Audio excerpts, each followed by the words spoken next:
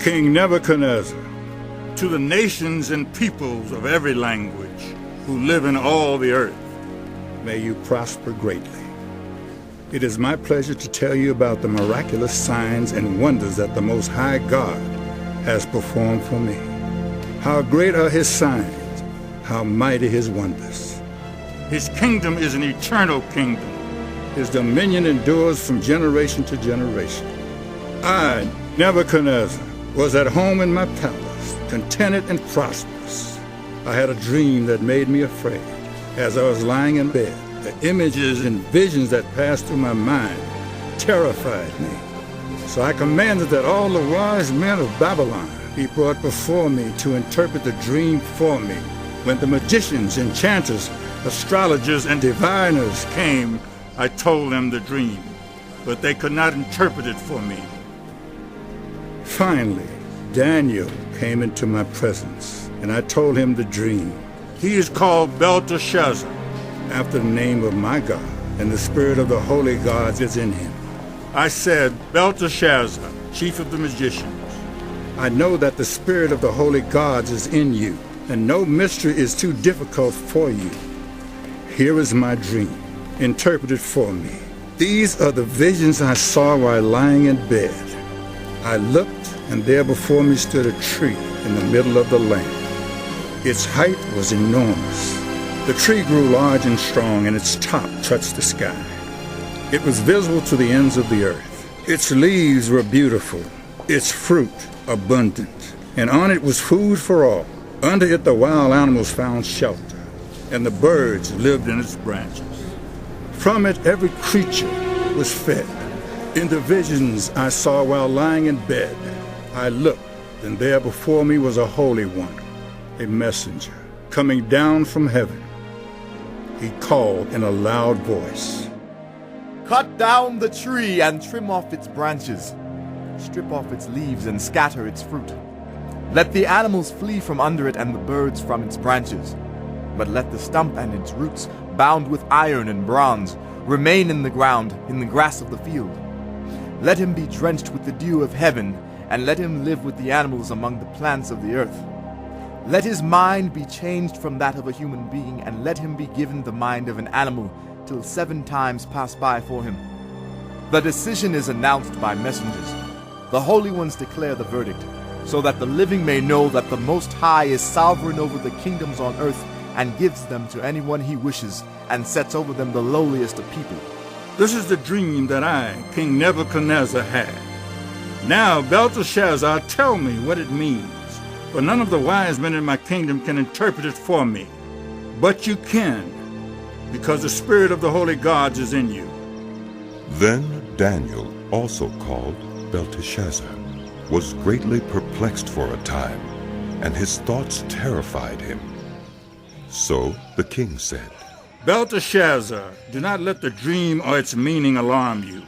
Belteshazzar answered, My lord, if only the dream applied to your enemies and its meaning to your adversaries. The tree you saw, which grew large and strong, with its top touching the sky, visible to the whole earth, with beautiful leaves and abundant fruit, providing food for all, giving shelter to the wild animals, and having nesting places in its branches for the birds? Your Majesty, you are that tree. You have become great and strong. Your greatness has grown until it reaches the sky, and your dominion extends to distant parts of the earth. Your Majesty saw a holy one, a messenger, coming down from heaven and saying, Cut down the tree and destroy it, but leave the stump, bound with iron and bronze, in the grass of the field, while its roots remain in the ground. Let him be drenched with the dew of heaven. Let him live with the wild animals, until 7 times pass by for him. This is the interpretation, Your Majesty, and this is the decree the Most High has issued against my lord the king. You will be driven away from people and will live with the wild animals. You will eat grass like the ox and be drenched with the dew of heaven. 7 times will pass by for you until you acknowledge that the Most High is sovereign over the kingdoms on earth and gives them to anyone he wishes. The command to leave the stump of the tree with its roots means that your kingdom will be restored to you when you acknowledge that heaven rules. Therefore, your majesty, be pleased to accept my advice. Renounce your sins by doing what is right, and your wickedness by being kind to the oppressed. It may be that then your prosperity will continue. All this happened to King Nebuchadnezzar.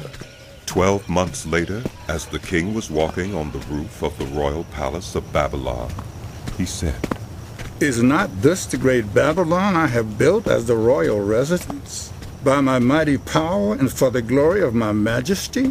Even as the words were on his lips, a voice came from heaven. This is what is decreed for you, King Nebuchadnezzar. Your royal authority has been taken from you.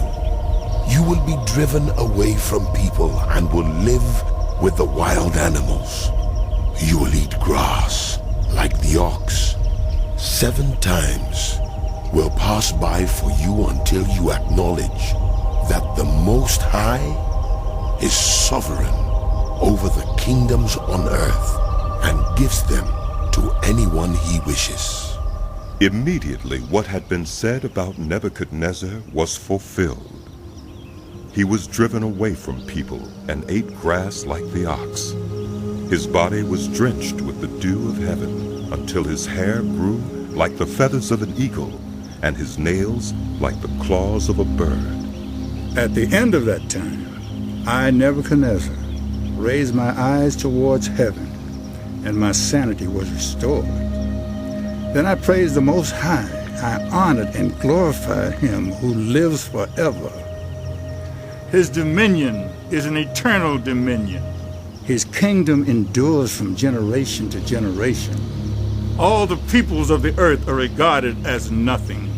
He does as he pleases with the powers of heaven and the people of the earth. No one can hold back his hand or say to him, "What have you done?" At the same time that my sanity was restored, my honor and splendor returned to me for the glory of my kingdom. My advisors and nobles sought me out, and I was restored to my throne and became even greater than before.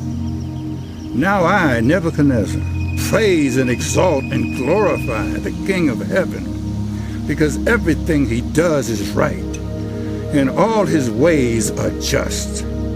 And those who walk in pride, he is able